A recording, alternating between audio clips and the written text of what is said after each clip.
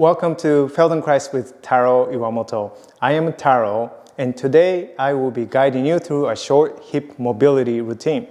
And all you need for this practice is your body, a mat, and your attention. That's it. So let's get started on the floor. So you're going to be sitting on the floor and with your soles of the feet flat on the ground. And depending on how flexible you are through the hips, and you may need to use the cushion underneath. So the main point is that from here, the first movement is rolling the pelvis forward and arching your back, rolling the pelvis back and rounding the back. So if you don't have enough mobility in your hip joints, and you're not going to be able to really roll the pelvis forward, in that case, you need to add a cushion underneath your sit bones to allow the pelvis to move freely. So that's the point, okay? So make an adjustment as you need. So let's get started with these positions, the soles of the feet flat on the ground, and then you're going to take your hands, put your hands below your knees. And then from here, and then slowly, you're going to roll the pelvis backwards. And you're going to round your back, breathe out. And then as you begin to roll the pelvis forward, and you begin to breathe in. And think about your lengthening the spine, entire spine, and be sure to not to really tilt your head too far back. And think about bringing your head, the top of the head, up towards the ceiling.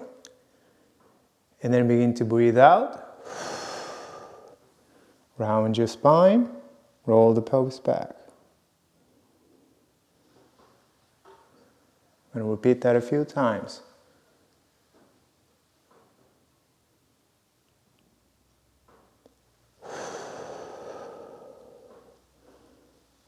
Now as you roll the pelvis back, and think about softening your ribs and then the spine, so you can round yourself a little bit. And as you roll the pelvis forward, and think about lengthening the spine so you get taller.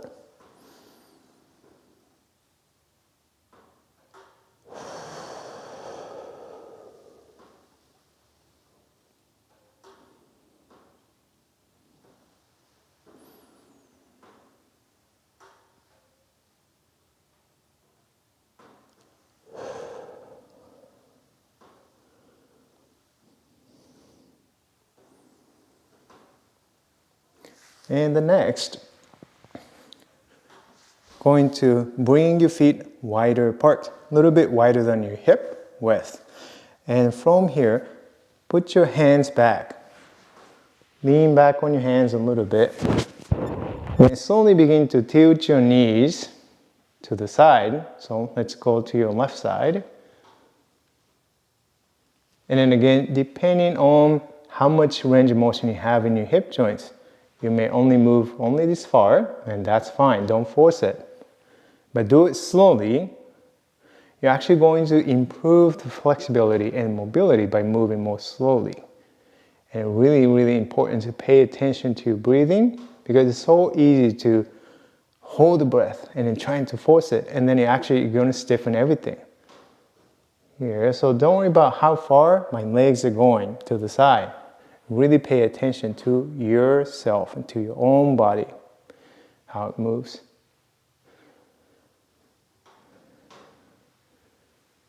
And even though this is the hip mobility, but also you want to think about integrating your spine and the ribs instead of stiffening your spine and ribs as you tilt your legs to the side, allowing your spine and ribs to soften.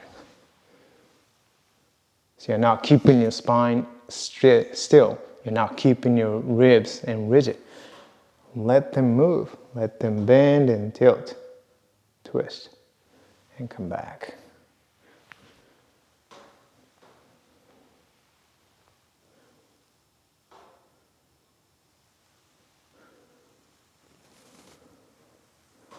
And for some people, they can go all the way down. For some people, maybe only about halfway. It doesn't matter. Okay? But it is important to pay attention to the quality of the quality of the movement and then you breathe in. So if you hold your breath, that means that you are stiffening your body, which defeats the purpose of mobilizing your body. Now go to the other side. Now slowly begin to tilt your knees, your legs to your right. Okay. Be sure to not hold your breath.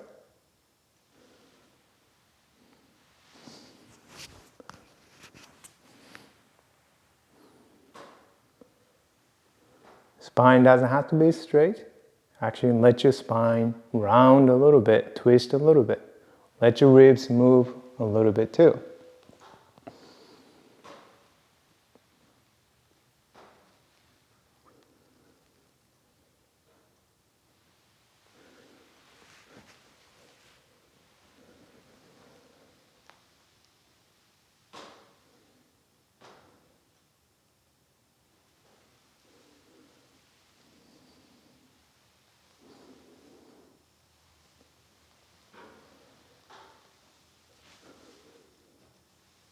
So now, let's move on to the next one. So same thing first, and tilt your legs to the left. And then you can take your left hand or your right hand away from the floor. And then put both hands on the floor in front. Let me turn this way. Here. So you are side sitting. So in this case, if your hip joint is not mobile enough, and this side sitting position is going to be quite challenging. And you want to add a cushion underneath the front hip, okay, and to accommodate that range of motion. So it makes it a little easier here. So for me, this works just fine. So I'm going to put my hands here. And if you have a problem with your wrist, you can place a yoga blocks or the towels to reduce the demands. And also you can try with your wrist, with your fist too. So from here, you're going to do the rounding and then arching, like a cat and cow movement. Rounding your spine, rolling the pelvis back. Breathe out. And as you roll the pelvis forward, and begin to lengthen your spine, arch your spine a little bit. And breathe in.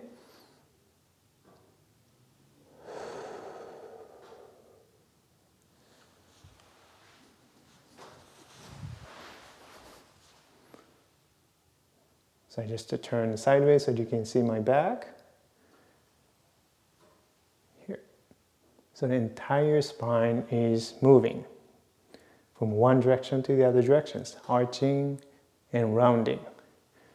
And what I'm paying attention is and trying to distribute that motion and more evenly throughout the entire body, hips and in the spine. So I'm not overworking my lower back, or not doing too much with my neck. Here.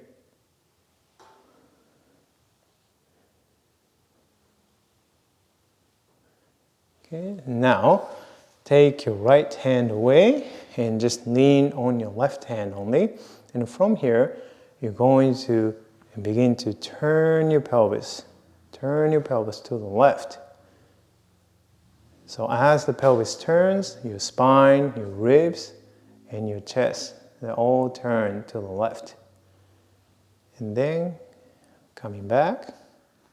Now turn the pelvis a little bit to the right. You feel that movement in your right hip. Well, both hips are moving, but you probably feel a little bit more. And then turning the pelvis to your left. And then coming back. So think about you initiating the motion from your hips, okay, by turning the pelvis to the left and to the right. And then again, you're not keeping your spine erect and still. You're allowing the spine to soften as you turn your pelvis to the right. And then as you turn your pelvis to the left, you're lengthening the spine. You get taller. Then you get shorter. Taller and shorter. Now let's switch Tilt your legs to the right. Lean on your right hand and put both hands on the front and on the floor and begin to arch your back, round your back, arch your back. So initiate the motion from your pelvis, from your hips. Rolling the pelvis back to round. Rolling the pelvis forward to arch.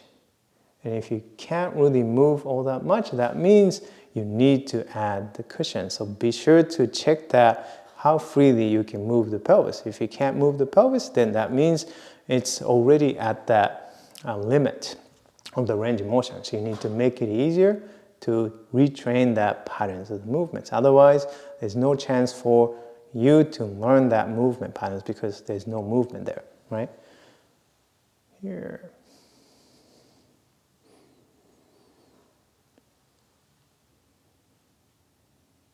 Pay attention to your breathing. Breathe out as you round and breathe in as you arch.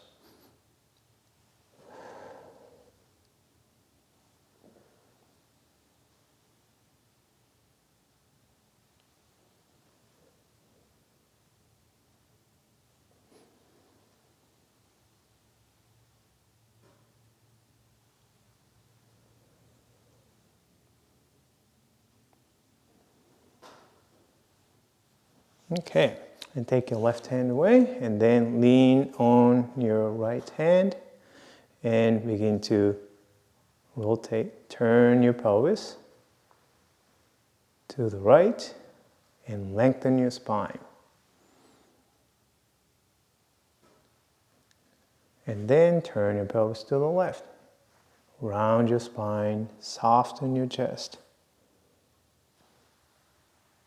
Turn the pelvis to the right, lengthen your spine, get taller, and get shorter.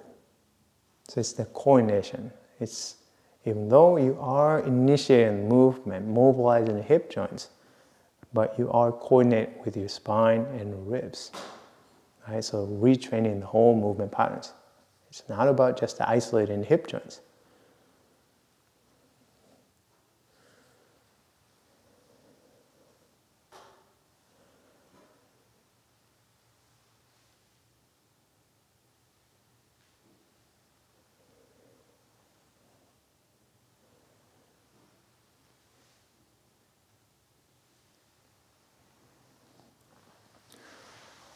All right, so that was a little over 10 minutes, and so hopefully that you are feeling more mobile around your hips and also the spine, and you get ready to start your day. If you want to improve your back pain, be sure to grab your free movement guide to pain-free back at the link below. Check out these videos, and if you like this video, and hit that like button, and be sure to subscribe and share with your friends. Comment below how helpful you found this video was. Thank you so much for watching. See you in the next video. Happy mindful movement. Bye bye.